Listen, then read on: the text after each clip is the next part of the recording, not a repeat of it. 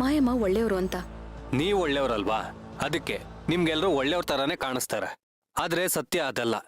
ಎಲ್ಲಾನು ಮನ್ಸಿಂದಾನೇ ಯೋಚನೆ ಮಾಡದೆ ಸ್ವಲ್ಪ ಇಲ್ಲಿಂದಾನು ಯೋಚನೆ ಮಾಡಿ, ಆಗ ಗೊತ್ತಾಗುತ್ತೆ ಆ ಮಾಯಮ್ಮ ಎಂತ ದೊಡ್ಡ ಫ್ರಾಡ್ ಅಂತ.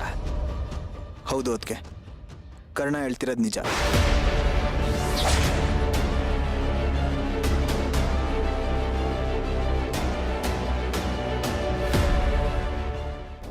ಕರ್ಣ ಪಿಸಾಚಿ ಆವಾಹಯಾಮಿ ಆವಾಹಯಾಮಿ. ಹೇಳು, ಈ ವೇದ ನಾಯಕಿ ಯಾರು ಅಂತ ನನಗೆ ತೋರಿಸು.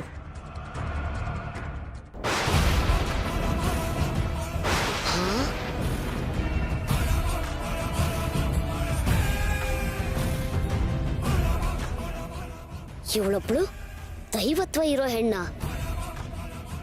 ಇವಳೇನಾದ್ರೂ ಈ ಮನೆಗೆ ಬಂದ್ರೆ ಖಂಡಿತ ನನ್ನ ಕೆಲ್ಸಕ್ಕೆ ಅಡ್ಡಿ ಮಾಡ್ತಾಳೆ. ಸಾಲ್ದು ಅಂತ ಸೇವಂತಿಗೆ ತಾಯ್ತಾ ಬೇರೆ ಕೊಟ್ಟು ಕಳ್ಸಿದಾಳೆ. ಖಂಡಿತ ಇವಳಿಗೆ ನನ್ನ ಬಗ್ಗೆ ಏನೋ ಸುಳಿವು ಸಿಕ್ಕಿರ್ಬೇಕು. ನನ್ನ ಉದ್ದೇಶ ಏನಾದ್ರೂ ಇವಳಿಗೆ ಗೊತ್ತಾಗ್ಬಿಟ್ಟಿದ್ಯಾ? ಅದಕ್ಕೆ ನನ್ನಿಂದ ಸೇವಂತಿಗೇನು ಆಗ್ಬಾರ್ದು ಅಂತ ತಾಯ್ತಾ ಕೊಟ್ಟು ಕಳ್ಸಿದಾಳೆ.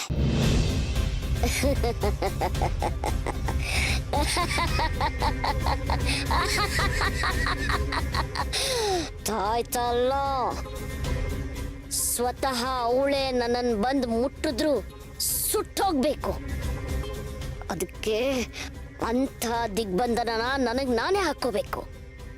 ಸೋಲ್ಬಾರ್ದು. ಯಾವುದೇ ಕಾರಣಕ್ಕೂ ನಾನು ಅವಳ ಶಕ್ತಿ ಮುಂದೆ ನಾನು ಸೋಲ್ಬಾರ್ದು. ನಾನೀಗಲೇ ನಮ್ಮ ಅಪ್ಪಯ್ಯನ ಹತ್ರ ಮಾತಾಡಬೇಕು.